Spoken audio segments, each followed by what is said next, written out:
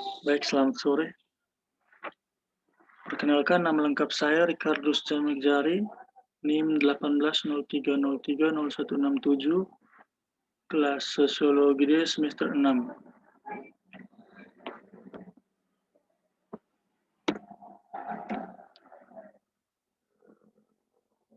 Baik, pada kesempatan ini saya akan mengerjakan tugas menyampaikan hasil tugas harian keempat tentang membuat latar belakang judul skripsi.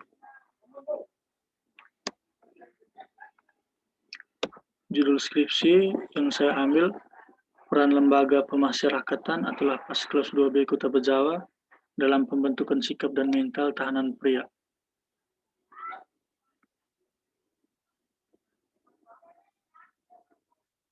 Baik, langsung saja latar belakang.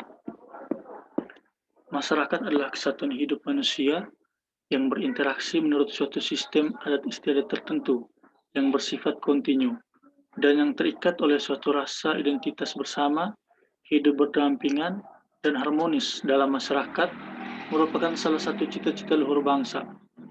Karena sudah tertuang jelas dalam semboyan Bhinneka Tunggal Ika, tidak selamanya hubungan hidup dalam masyarakat berjalan lancar dan harmonis, karena kehidupan manusia saling memerlukan bantuan orang lain dan saling membutuhkan. Ketika terjadi ketidakharmonisan antar warga dalam masyarakat, maka akan terjadi gesekan yang kerap menimbulkan tindakan yang disebut sebagai tindakan kriminal. Gesekan tersebut dapat dipengaruhi oleh diri sendiri maupun dipengaruhi oleh orang lain. Biasanya kejahatan terjadi dipengaruhi ya, baik elektronik maupun cetak. Maka diperlukan regulasi terhadap permasalahan tersebut. Orang-orang yang melakukan tindakan kriminal terkadang melakukannya karena ada beberapa unsur, misalnya seperti adanya masalah ekonomi. Ada pula yang malas bekerja, maka memilih untuk melakukan tindakan kriminal. Tetapi ada yang melakukan tindakan kriminal karena keinginan dari dalam dirinya sendiri. Di media massa dan media cetak, kebanyakan yang melakukan tindak kejahatan adalah kaum pria, sedangkan kaum wanita tidak terlalu banyak jumlahnya.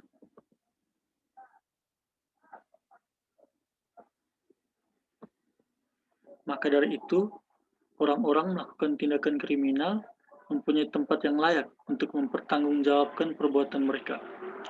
Tempat yang dimaksud yaitu lembaga pemasyarakatan atau lapas. Lembaga pemasyarakatan adalah tempat untuk melakukan pembinaan terhadap narapidana dan anak didik pemasyarakatan di Indonesia. Sebelum dikenal istilah lapas di Indonesia, tempat tersebut disebut dengan istilah penjara. Orang-orang yang berada dalam lapas masuk dengan kasus-kasus yang beraneka ragam, sehingga dibutuhkan penjagaan yang benar-benar ketat serta diawasi kesehariannya selama berada di dalam lapas.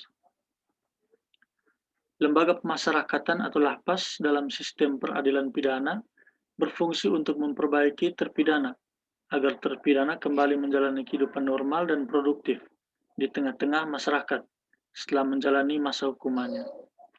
Dahulu lapas disebut rumah penjara, yakni tempat di mana orang-orang yang telah dijatuhi pidana dengan pidana tertentu oleh hakim itu harus menjalankan pidana mereka. Sesuai dengan gagasan Soeharto yang pada waktu itu menjabat Menteri Kehakiman, sebutan penjara di Indonesia sejak April 1964 diubah menjadi lapas.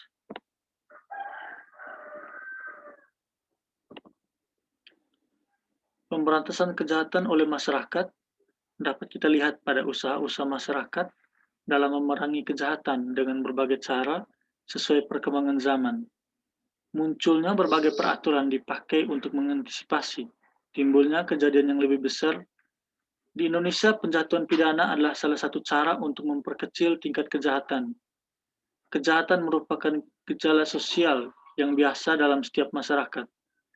Kejahatan itu bersumber di masyarakat.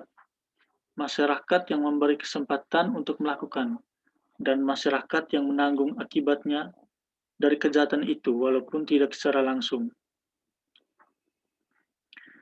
Kejahatan tersebut berkembang seiring zaman dan kemajuan teknologi. Berbagai macam kejahatan saat ini merajalela dalam masyarakat, bahkan dalam hal-hal di luar pikiran kita.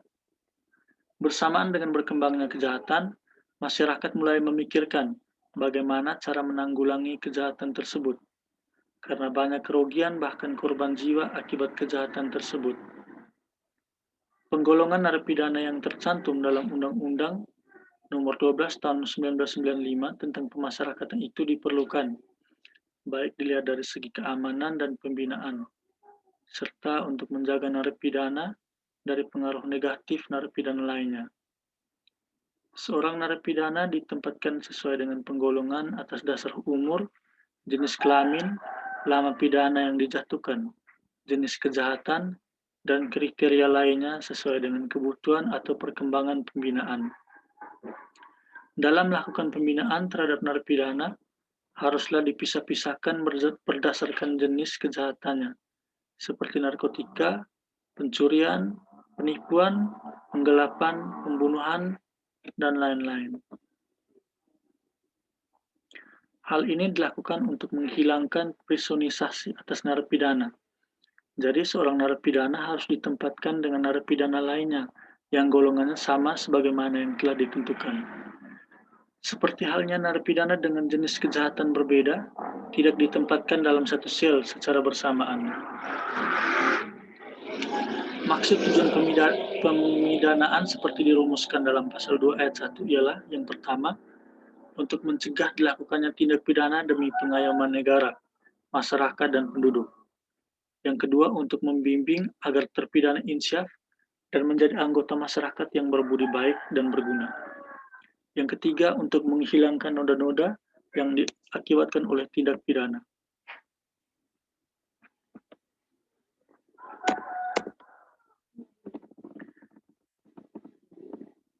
Di Kabupaten Ngada, tepatnya di Kota Bejawa, terdapat lapas kelas 2B. Lapas ini adalah salah satu-satunya lapas di Kabupaten Ngada yang di dalamnya terdapat tahanan pria dan wanita. Kepala Rumah Tahanan atau Rutan kelas 2B Bejawa, Mustawan SIP MH, mengatakan total narapidana di lapas sebanyak 136 orang, namun yang punya hak suara sesuai pendataan sebanyak 47 orang. Sisanya adalah warga binaan yang berasal dari Kabupaten Nagekeo, Manggarai, Manggarai Timur, dan Manggarai Barat. Alasan saya mengambil judul ini karena saya ingin mengetahui kehidupan di dalam lapas, dan kira-kira seperti apa kehidupan tahanan pria dalam menjalani hari-harinya di dalam lapas. Saya juga ingin mengetahui bagaimana pembentukan sikap dan mental tahanan pria di dalam lapas, karena seperti yang kita tahu, setiap narapidana memiliki rekam jejak yang berbeda-beda sebelum mereka menjadi tahanan lapas. Tentu saja sangat sulit membentuk setiap narapidana.